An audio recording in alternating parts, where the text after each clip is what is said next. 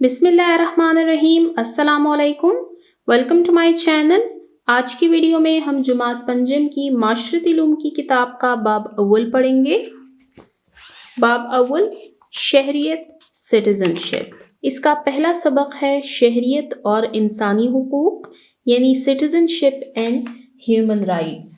सबसे पहले हम बाब अव्वल के उन्वान की तरफ देखेंगे, जो कि है शहरियत यानी सिटीजनशिप। सबक को शुरू करने से पहले मैं आपको शहरियत के बारे में समझाना चाहूँगी कि शहरियत किसे कहते हैं।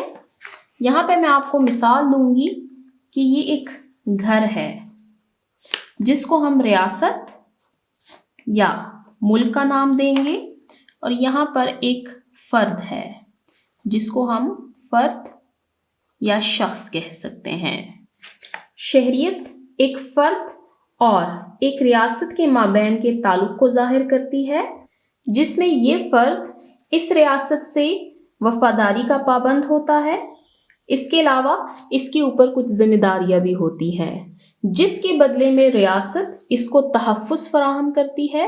अब यहाँ पर हमने लफ्ज़ यूज़ किया है तहफ़्फ़ुज़ का। रियासत इस फ़र्द को क्या तहफ़्फ़ुज़ फ़राहम करती है, इसके बारे में हम आगे जाकर पढ़ेंगे कि एक रियासत में रहते हुए किसी फ़र्द को कौन कौन से तहफ़्फ़ुज़ात हासिल होते हैं। इसके अलावा एक रियासत में रहने वाले फ़र्द को कुछ माशरती, माशी, सियासी और दीगर हुकूक वो फ़राइज़ हासिल होते हैं।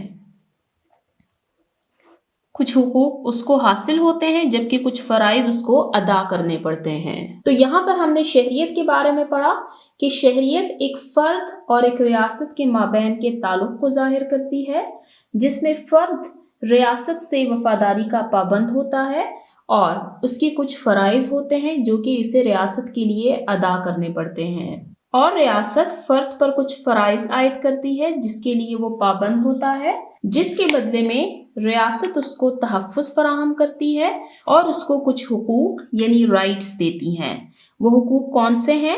उसको कुछ माशरती, कुछ माशी, कुछ सियासी और दीगर हुकूक के बारे में हम पढ़ेंगे कि किसी भी फ़र्द को एक रियासत में रहते हुए कौन से हुकूक हासिल होते हैं। तो यहाँ पर हमने शहरियत के बारे में समझा। यहाँ से बाब अव्वल शहरियत यानी सिटीजनशिप का पहला सबक शहरियत और इंसानी हुकूक यानी सिटीजनशिप एंड ह्यूमन राइट्स को रीड करना स्टार्ट करते हैं। हम में से हर शख्स को किसी न किसी मुल्क की शहरियत हासिल होती है। शहरियत के बारे में हमने पढ़ा कि ये एक रियासत या मुल्क और एक फ़र्द या शख्स के दरमियान के ताल्लुक़ को ज़ाहिर करती है, जिसमें उन दोनों के एक दूसरे के ऊपर कुछ हुकूक व फ़राइज़ आयद होते हैं। एक शख्स की वो कानूनी हैसियत जिससे उसको किसी भी मुल्क या रियासत का फ़र्द तस्वुर किया जाता है, शहरियत कहलाती है। कि एक शख्स या एक फ़र्द की वो कानूनी हैसियत क्या है कि उसको कुछ हुकूक व फ़राइज़ हासिल होते हैं। कुछ हुकूक उसको हासिल होते हैं, कुछ फ़राइज़ उसको अदा करने पड़ते हैं, जिससे उसको किसी भी मुल्क या रियासत का फ़र्द तस्वुर किया जाता है, शहरियत कहलाती है। अब मुल्क या रियासत क्या है, इसके बारे में हम जमात चहारम की माशरती उलूम की किताब के बाब सोम में पढ़कर आ चुके हैं कि रियासत या हुकूमत के 4 अनासिर हैं कि उसका एक ख़ास इलाक़ा हो जिसमें आबादी यानी लोग मौजूद हों, और उसमें हुकूमत का इदारा मौजूद हो।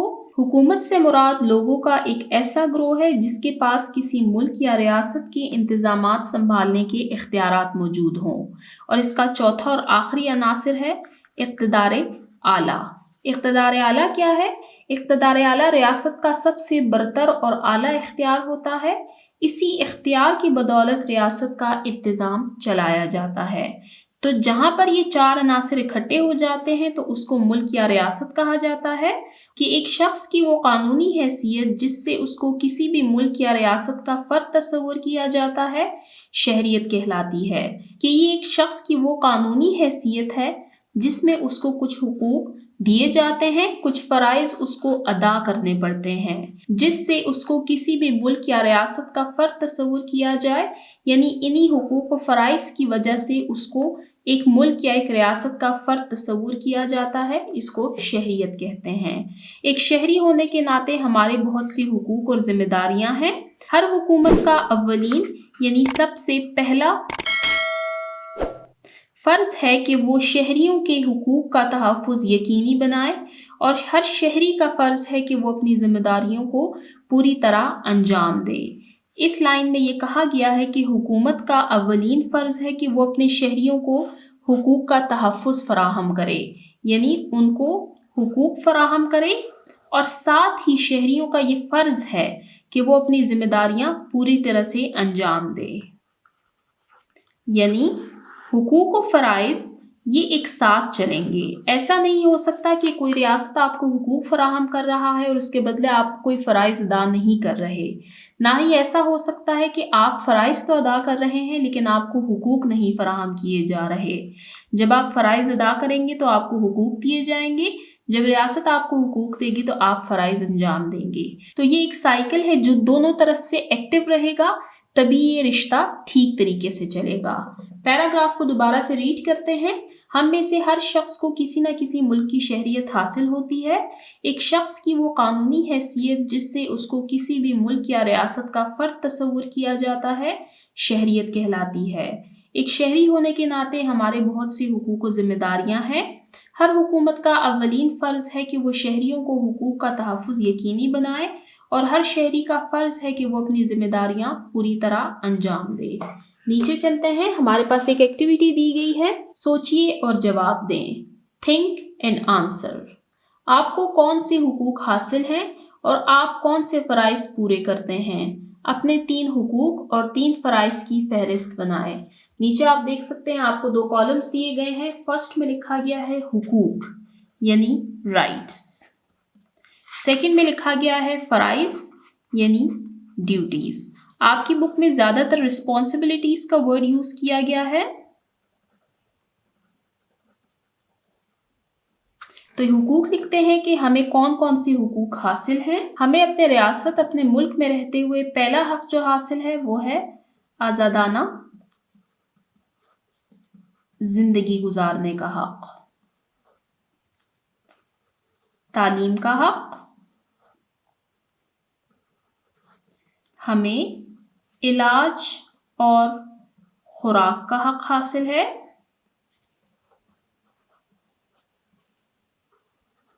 हमें अपने मज़हब का हक हासिल है। इसके अलावा भी हमारे पास कई सारे हुकूक हैं, जैसे इज़्ज़त पुरअमन इज्तिमा का हक, आज़ादाना हरकत का हक, कोई भी पेशा इख्तियार करने का हक, वोट देने का हक, आज़ादी राय का हक, वगैरह वगैरह। अब हम फ़राइज़ लिखते हैं कि हम अपने रियासत पाकिस्तान में रहते हुए कौन कौन से फ़राइज़ अदा करते हैं। मुल्क से वफादारी, टैक्स अदा करना, कानून की पासदारी करना, अपने इलाके की सफाई का ख्याल रखना,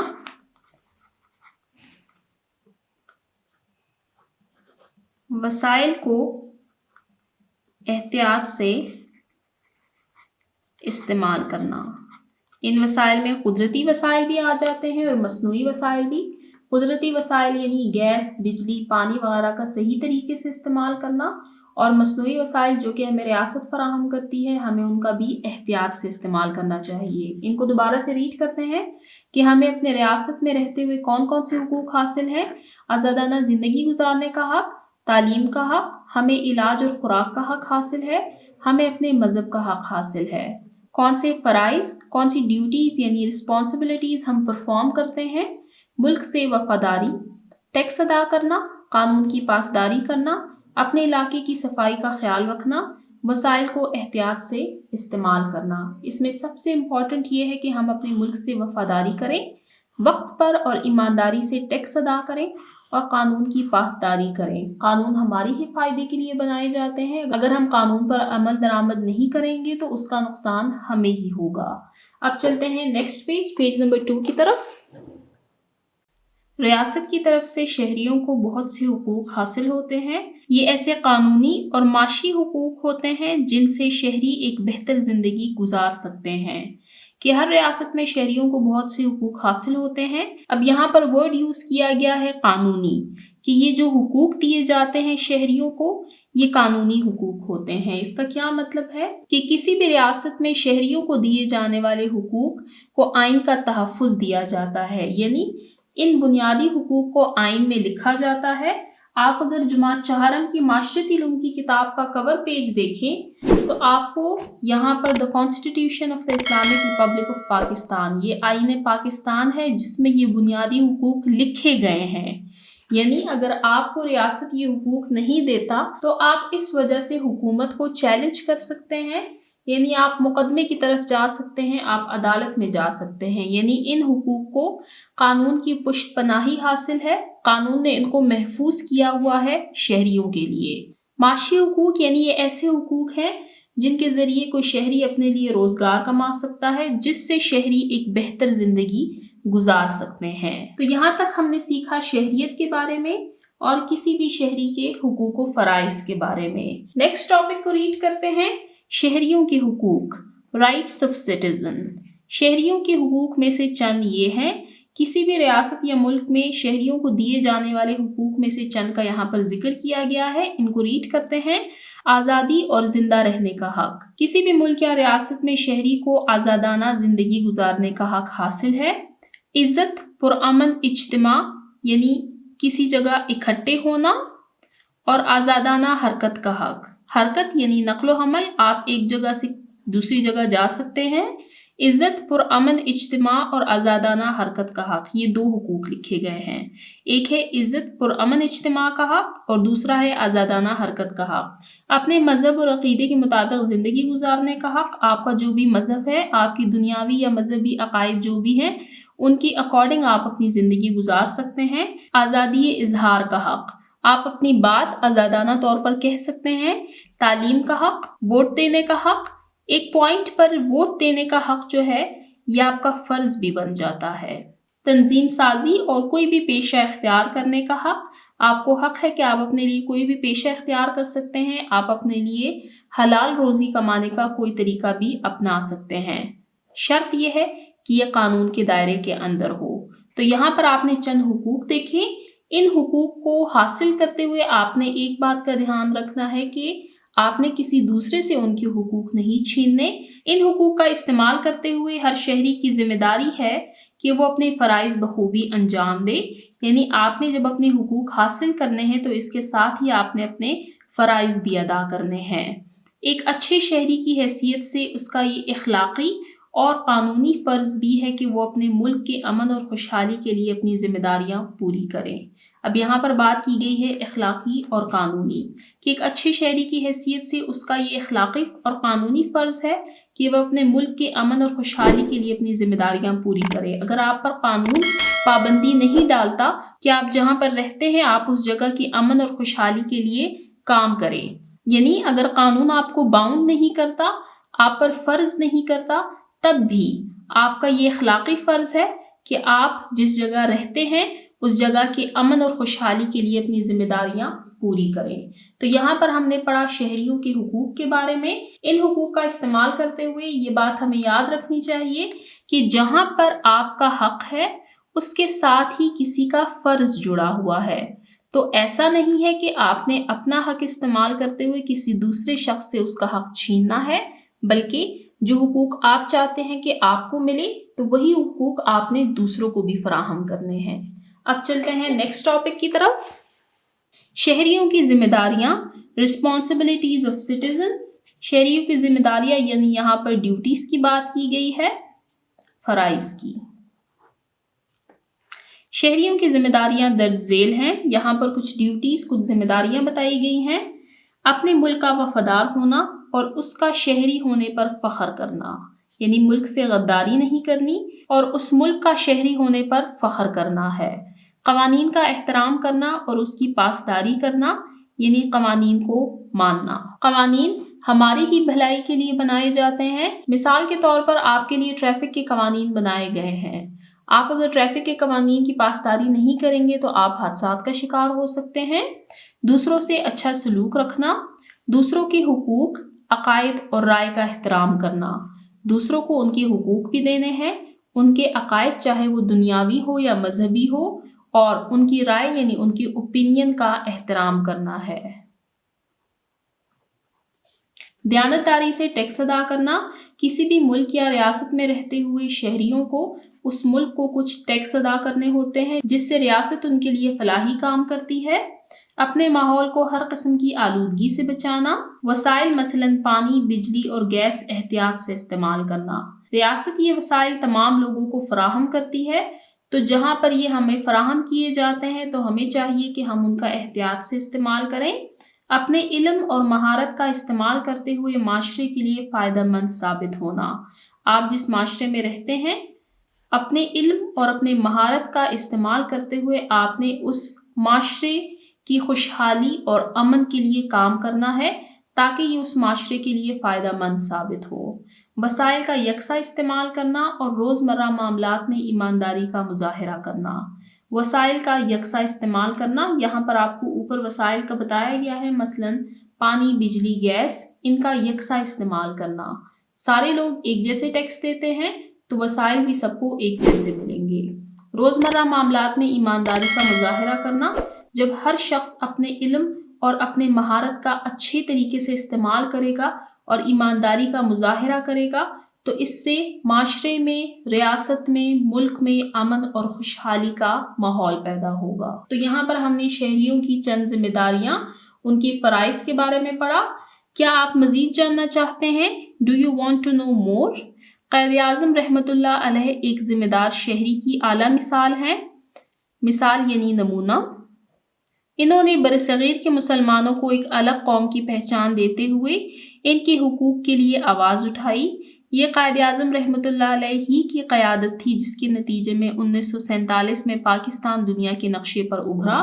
یہاں پر بات کی گئی ہے قائد اعظم رحمۃ اللہ علیہ کی، جو کہ بانی پاکستان ہے، کہ ہمارے لیے ان کی شخصیت ایک ذمہ دار شہری کی اعلیٰ مثال ہے۔ انہوں نے برصغیر کے مسلمانوں کو انگریزوں اور ہندوؤں سے آزادی دلائی اور ان کو ایک آزاد وطن پاکستان دیا، جو کہ آزاد ہوا 14 اگست 1947 میں۔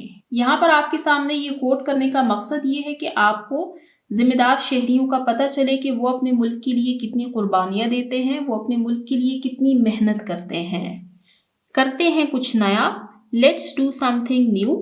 کمرہ جماعت میں صفائی مہم کا دن مقرر کریں اور اپنے ساتھیوں کے ساتھ مل کر کمرہ جماعت کو صاف کریں۔ یہاں پر آپ سے کہا گیا ہے کہ آپ اپنے کلاس روم میں صفائی مہم کا دن مقرر کریں، کلینلینس ڈے، اور اپنے کلاس کی صفائی کریں۔ ٹیچرز کو چاہیے کہ وہ بچوں سے یہ ایکٹیویٹی ضرور کروائے تاکہ ان کو صفائی کی اہمیت کا پتہ چلے۔ اب چلتے ہیں نیکسٹ پیج نمبر 3 کی طرف۔ کیا آپ مزید جاننا چاہتے ہیں؟ Do you want to know more? ہم نے پیج نمبر 2 پر پڑھا قائد اعظم رحمۃ اللہ علیہ کے بارے میں۔ یہاں پر ہم پڑھیں گے عبدالستار ایدی کے بارے میں۔ یہ ان کی پکچر ہے، آپ دیکھ سکتے ہیں۔ عبدالستار ایدی نے ایک ذمہ دار پاکستانی ہونے کی حیثیت سے دکھی انسانیت کی خدمت کی اور اس مقصد کے لیے فلاحی تنظیم ایدی فاؤنڈیشن قائم کی۔ عبدالستار ایدی نے ایک آرگنائزیشن، ایک تنظیم قائم کی ایدی فاؤنڈیشن کے نام سے۔ یہ فاؤنڈیشن کیا کرتی ہے؟ اس تنظیم نے پورے ملک میں بیماروں کے لیے کلینک اور بلڈ بینک، یتیموں اور لاوارثوں کے لیے پناہ گاہیں، معذوروں کے لیے گھر اور کئی اسکول قائم کیے۔ نیز یہ تنظیم پوری دنیا میں قدرتی آفات اور جنگوں سے متاثرہ انسانوں کو امداد فراہم کرتی ہے۔ عبدالستار ایدی کی ان خدمات پر حکومت پاکستان کی طرف سے انہیں نشان امتیاز سے نوازا گیا۔ یہاں پر بتایا گیا ہے ایدی فاؤنڈیشن کے بارے میں کہ اس نے پاکستان میں بیماروں کے لیے کلینک قائم کیے، بلڈ بینک قائم کیے، یتیموں اور لاوارثوں کے لیے پناہ گاہیں قائم کی۔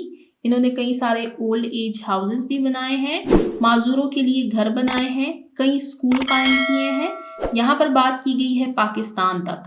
اس کے علاوہ انہوں نے پوری دنیا میں قدرتی آفات اور جنگوں سے متاثرہ انسانوں کو امداد فراہم کی ہے، یعنی پاکستان کے اندر رہتے ہوئے انہوں نے پاکستانیوں کے لیے کام کیا ہے اور اس کے ساتھ ہی انہوں نے پاکستان سے باہر پوری دنیا میں قدرتی آفات اور جنگوں سے متاثرہ انسانوں کو امداد فراہم کی ہے۔ انہی خدمات پر حکومت پاکستان کی طرف سے انہیں نشان امتیاز سے نوازا گیا ہے۔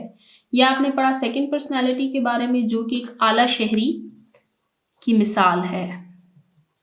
سب سے پہلے ہم نے پڑھا قائد اعظم رحمۃ اللہ علیہ کے بارے میں، اور سیکنڈلی ہم نے پڑھا عبدالستار ایدی کے بارے میں کہ انہوں نے اپنے ملک میں دکھی انسانیت کی خدمت کی، اور صرف اپنے ملک کی ہی نہیں بلکہ پوری دنیا کے لیے انہوں نے خدمات پیش کی۔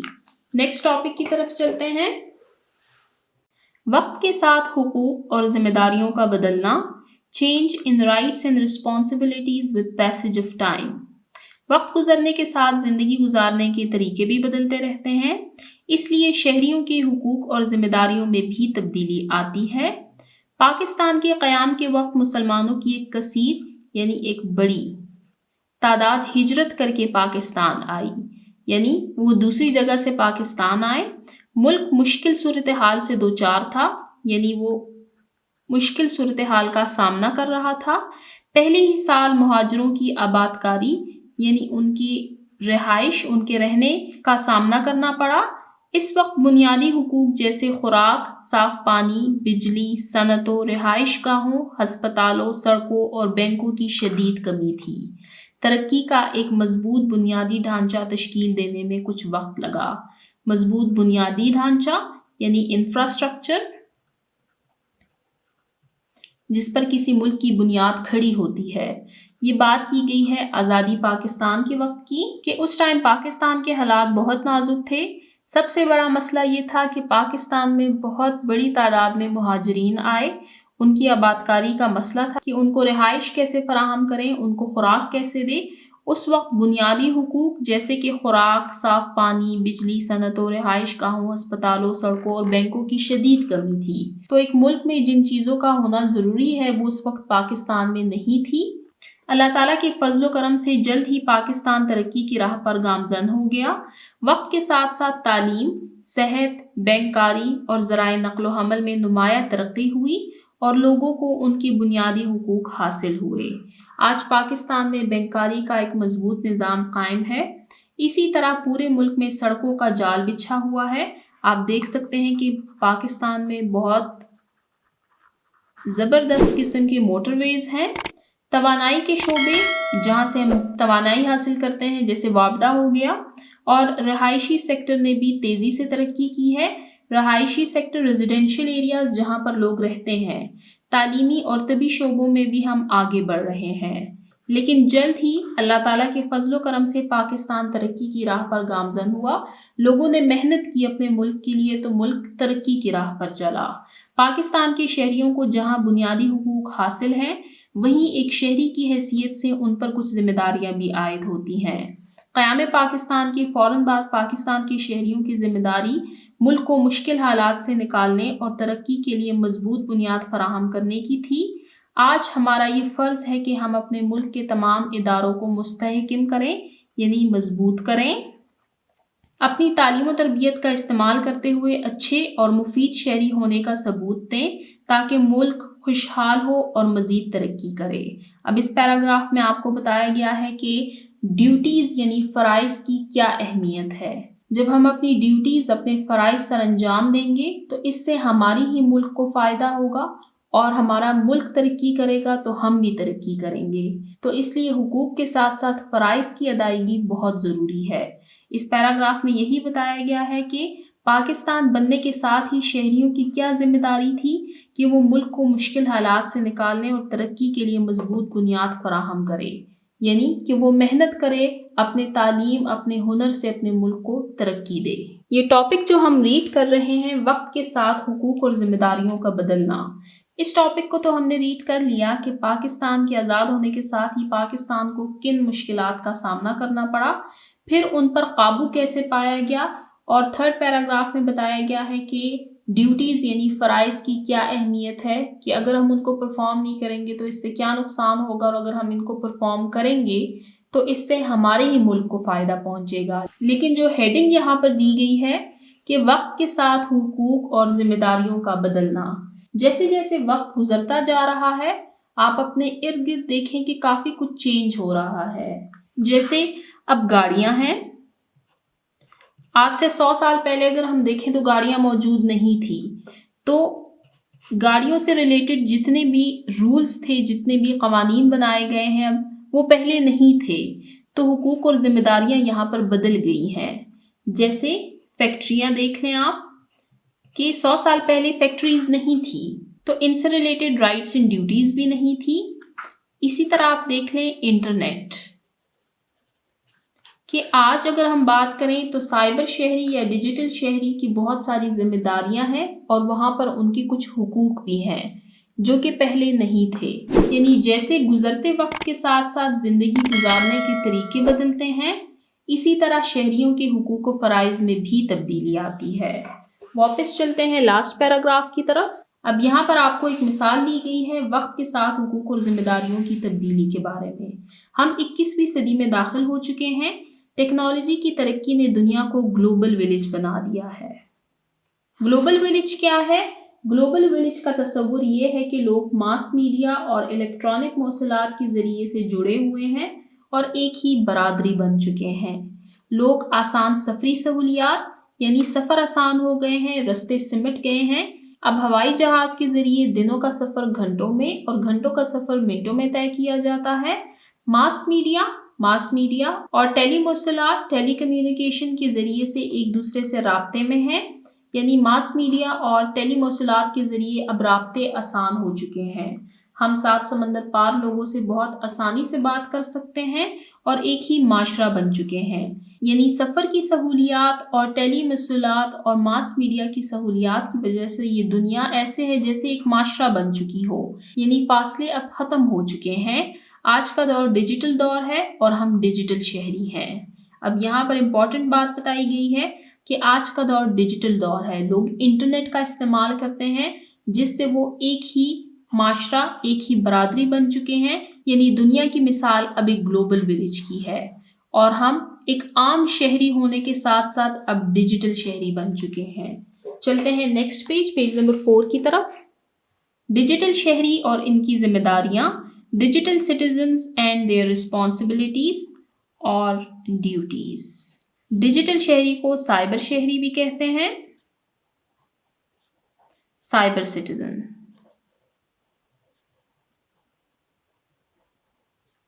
ऐसा शहरी जो समाजी और शहरी सरगर्मियों में हिस्सा लेने के लिए इंटरनेट और दीगर डिजिटल ज़राए टेक्नोलॉजी मसलन फेसबुक, व्हाट्सएप, इंस्टाग्राम और ट्विटर वगैरह का मौसर यानी फ़ायदा मंद इस्तेमाल करता है, डिजिटल शहरी कहलाता है।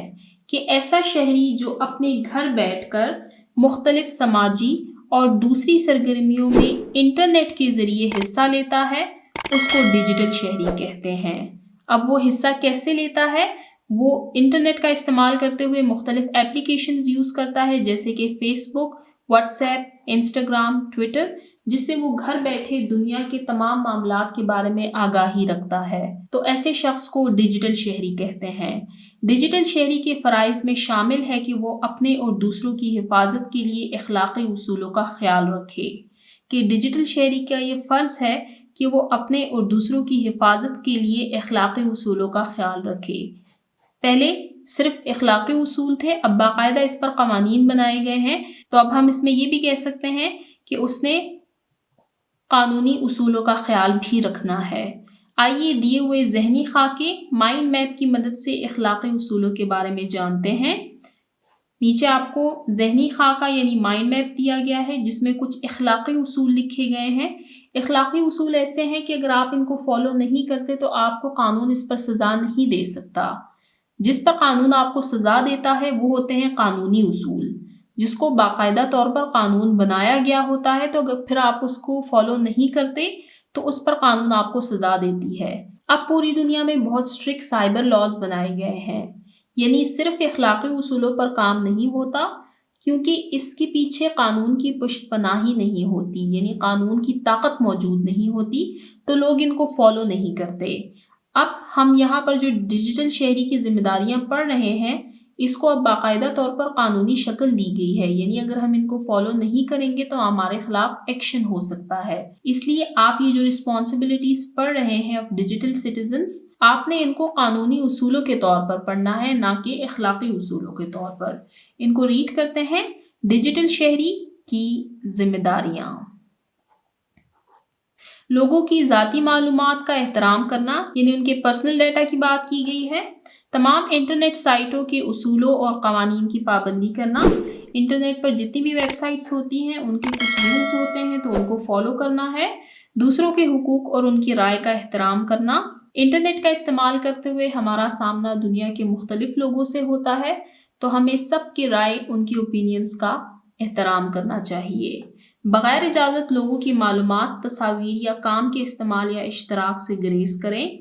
اشتراک کہتے ہیں شیئر کرنے سے، کہ بغیر اجازت، پرمیشن کے بغیر لوگوں کی معلومات، تصاویر یا کام کے استعمال یا اشتراک یعنی ان کو شیئر کرنے سے گریز یعنی اس سے ہمیں دور رہنا چاہیے۔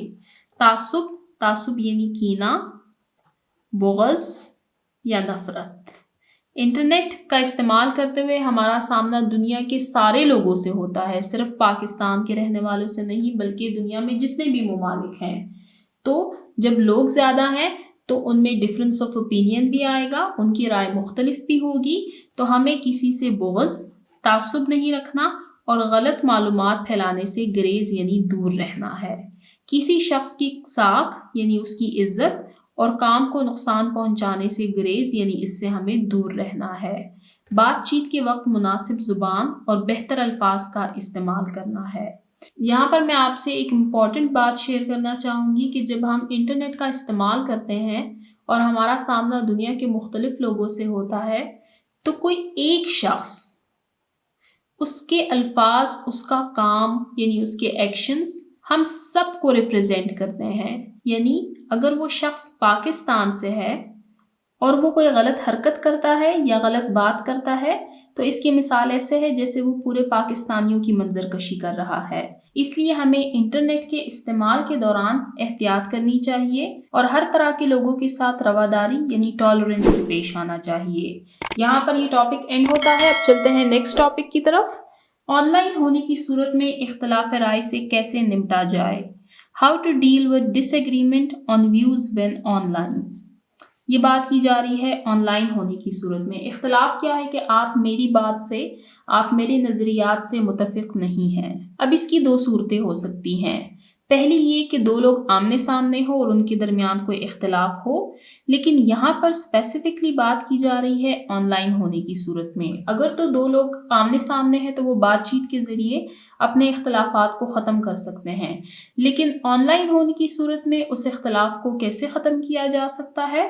آن لائن ہوتے ہوئے اختلاف رائے سے نمٹنے کے چند اصول درج ذیل ہیں کہ جب آن لائن آپ مختلف لوگوں سے ملتے ہیں تو ان کے مختلف اوپینینز ہوں گے، مختلف نظریات اور مختلف عقائد ہوں گے جس کی وجہ سے اختلاف پیدا ہو سکتے ہیں۔ تو ان سے نمٹنے کے چند اصول یہ ہیں: جب آپ کسی ای میل یا سوشل میڈیا پوسٹ کے بارے میں تکلیف یا ناراضگی محسوس کریں تو فوراً اس کا جواب نہ دیں۔ کچھ دیر بعد ای میل یا پوسٹ کو دوبارہ پڑھیے اور ٹھنڈے دماغ سے جواب دیں۔ فرسٹ پوائنٹ میں آپ کو خاموشی کی نصیحت کی گئی ہے کہ آپ نے جلد بازی نہیں کرنی اور خاموش رہنا ہے۔ نیکسٹ پیج پر جانے سے پہلے ٹیچنگ پوائنٹ کو ریڈ کرتے ہیں۔ طلبہ کو حقوق و فرائض میں فرق سمجھائیں۔ حقوق و فرائض میں کیا فرق ہے؟ حقوق وہ ہیں جو مجھے ملنے چاہیے، ذمہ داریاں یا فرائض وہ ہیں جو کہ ہمیں ادا کرنی ہوتی ہیں۔ انہیں ڈیجیٹل شہری کے اصولوں سے آگاہ کریں۔ ڈیجیٹل شہری کے کیا اصول ہے یہ ہم نے ریڈ کیے ہیں یہاں پر۔ طلبہ کو اقوام متحدہ کے قیام کا مقصد بتائیے۔ انہیں اقوام متحدہ کے اعلامیہ منشور universal declaration of human rights UDHR کے بارے میں بتائیے۔ اقوام متحدہ کے بارے میں ہم نیکسٹ پیج پر پڑھیں گے۔ چلتے ہیں نیکسٹ پیج، پیج نمبر 5 کی طرف۔ اب ہم ٹاپک کو کنٹینیو کرتے ہیں کہ آن لائن ہونے کی صورت میں اختلاف رائے سے کیسے نمٹا جائے۔ How to deal with disagreement on views when online۔ Point number 2، اختلاف رائے کی صورت میں صبر و تحمل کا مظاہرہ کریں اور دوسروں کی رائے کا احترام کریں۔ آن لائن ہمارا سامنا دنیا کے مختلف لوگوں سے ہوتا ہے تو اختلاف کا پیدا ہونا عام بات ہے، لیکن ہمیں سب کی رائے، ان کی اوپینین کا احترام کرنا چاہیے۔ اپنا رویہ مثبت رکھیے اور تنقید کو خوش دلی سے قبول کریں۔ اپنا رویہ مثبت رکھیے، کسی کے بارے میں دل میں بغض، کینہ یا نفرت نہ رکھیے اور تنقید کو خوش دلی سے قبول کیجیے۔ اب اس کی مثال ایسے ہے کہ میں آپ کو آن لائن پڑھا رہی ہوں۔ اب اگر آپ مجھ پہ تنقید کرتے ہیں یا میری ٹیچنگ میتھڈ میں آپ کوئی غلطی نکالتے ہیں تو مجھے چاہیے کہ میں اس کو خوش دلی سے قبول کروں اور اس کو بہتر بنانے کی کوشش کروں۔ الزام تراشی سے گریز کریں۔ بات چیت کے وقت مناسب زبان اور بہتر الفاظ کا استعمال کریں۔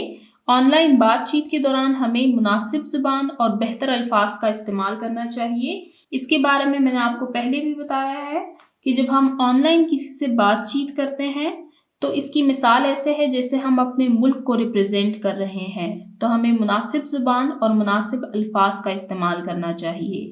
دلائل سے اپنی بات واضح کریں کہ جب آپ پر کوئی تنقید کرتا ہے تو آپ نے اس کو دلائل پیش کرنے ہیں، نہ کہ تنقید برائے تنقید۔ تو یہاں پر ہم نے کچھ پوائنٹس پڑھے کہ آن لائن اختلاف ہونے کی صورت میں ہم اس اختلاف کو کیسے ختم کر سکتے ہیں۔